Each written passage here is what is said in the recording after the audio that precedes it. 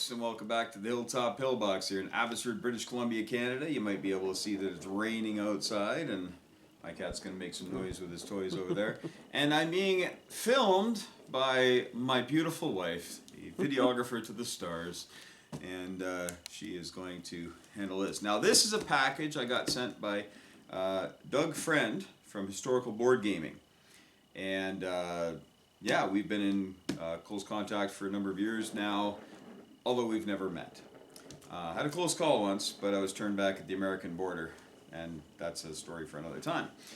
But he sent me this package, and just arrived, and Panzer King knows about this, so this isn't a surprise to him. He knows what's in the box.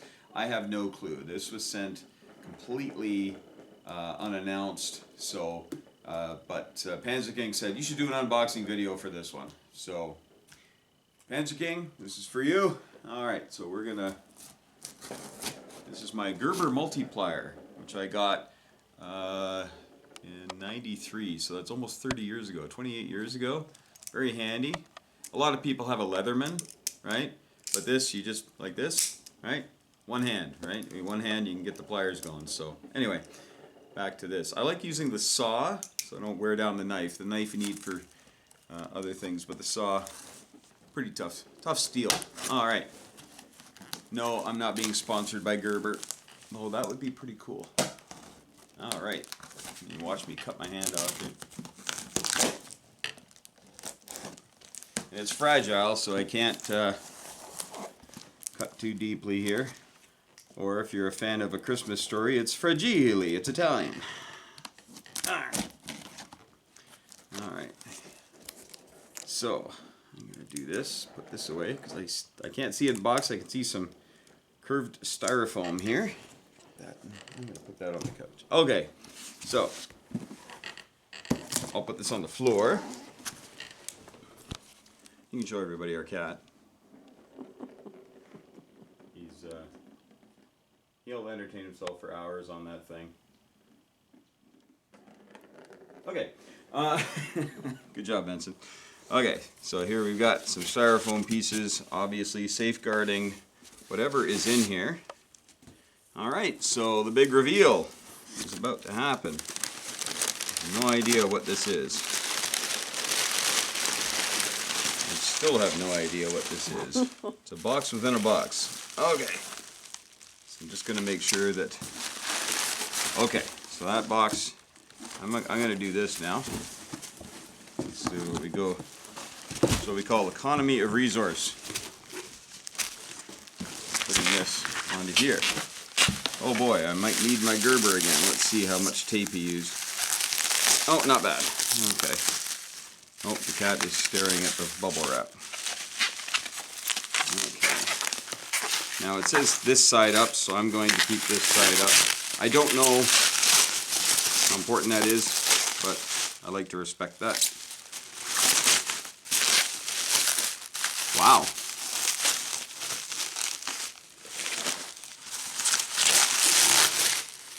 Okay, well, here we go.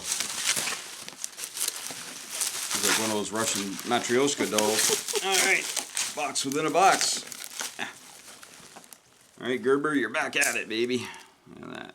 We'll use a knife on this one just because it's clearly just tape. Here we go.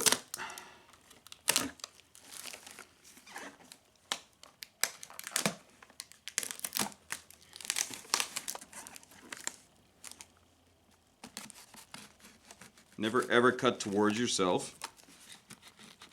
As you do it. I'm a professional. That's why I have a cut on my finger right here. Grade 12 camping trip. Right into my finger. We were 3 days from a hospital, so that's why I have a big scar. Went right down to the bone. Oh, just stabbed my chest. Great. Okay. What? I do not want to spend my Saturday in the Emerge. Oh, that'd be the whole weekend. We're in Abbotsford. Okay. Socialized medicine is for you and me, people. Okay, here we go.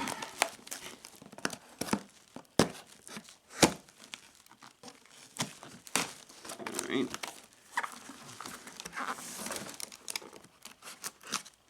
Alright. I don't think there's another box inside of here, but there might be. All right, and now we're gonna look at this. Oh, Oh. see the name?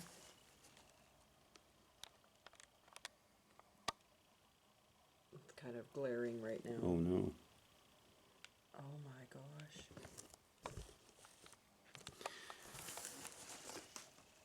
I'm probably gonna edit out the tears. Oh wow. the light. This is okay, I'm gonna I got the glare of the light. I'm very gently gonna take this off of here. And this is a Mark I Churchill tank that was commanded. He was a commander of a trio of tanks during the Dieppe raid, August 19th of 1942, and he actually drowned in this tank as it struck a mine and slewed off to the right, and he and his crew died. Oh boy. Thank you, Doug. I'm gonna have to probably cut here, and but wow, wow, I have no words. I have no idea how you found this. I didn't even know this existed. This is my father was named after him, and then I was named after my father, and there you go. And now our son's got that name Yeah, too. our son also has Douglas in his name. So this is a beautiful tank. Amazing. I'm going to see if I can take it out of here. I might edit out the movement of this because this is on a heavy... Is it? Oh, you know what? It's taped down to the bottom of the box, which is probably a good idea so it didn't move We'll around just in cut the sides transport. off. Yeah, so I'm going to cut here, and we'll be back and we'll show this in all of its glory. Thank you, Doug. So something interesting that I found, well, I didn't find, Doug Friend actually sent to me, was this the Flames of War. On the Flames of War site, they've got, you know, the Dieppe raid from the 19th of August, and you know, everything that happened, a very good rundown of it. And as we scroll down, we get to the Churchill flame tank, and if you can see here, the commander of the flame tank is in fact Captain D.G. Purdy, Douglas Gordon Purdy. And so he's actually named, and the tank that he drove was named Bull T31862, and he had 8 in a blue square. That was because they're 8 troop. Okay, so then we're going to move over to the tank again. So here's the tank again, and there are a couple of things I want to point out. One, this little gentleman here obviously stands for, I'm not great at family lineage, but my second cousin, once removed, I think is what this is supposed to be, or first cousin once removed. Essentially my grandfather's cousin. And he was from, well, born in White Rock, and ended up working with serving, with the Cavalry Tank Regiment. And as you can see, there's the number of the tank, the T31862, and there's the blue square with the 8 in it, and then the name Bull. And all this information is on both sides. And also, there's a commemorative coin here from the Battle of Dieppe. So I'm not doing a good job filming it. Battle of Dieppe, and then it's got it written up here on the back, the story of the Battle of Dieppe in brief. And yeah, there were close to 5,000 Canadians who landed, and over half of them died, and many were taken prisoner. It was a real it was a fiasco. And you know, you always want your passing to mean something. We all want to have a meaningful life and a meaningful death. I teach psychology right now, and that's one thing that many people fear, is having a meaningless existence. And I can safely say that the men who gave their lives in World War II to fight against tyranny and oppression, none of them died in vain. None of them died a meaningless death. And sorry, I'm a little emotional right now. But this is a special moment for me. So huge thanks to Doug Friend. Thanks, Doug. I'm going to talk to you. Thank you. This is an extremely meaningful, thoughtful gift, and it will exist at a place of prominence in my home. And when people ask, I'll get to tell them the story.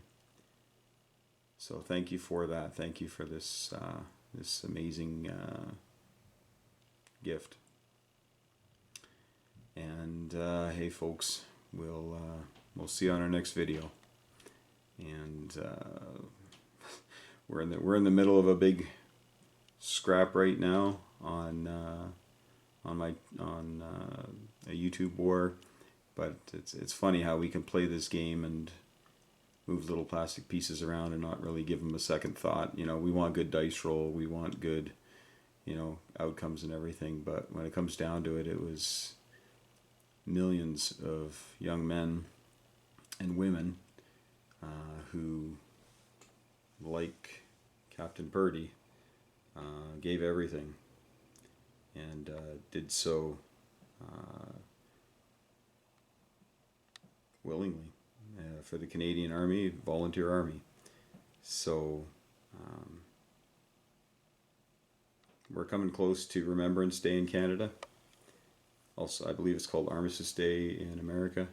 And I tell you, with my social studies classes, leading up to that, I take it very seriously with them. We talk about all the problems. We just finished our World War I unit. And by the time we get to November 11th, we'll be through World War II and into the Cold War. But we will certainly, I'll be pressing home the fact that we've got it so good because they had it so bad. And we need to pause and be thankful for that. So you take care, folks. And we'll see you in the next video.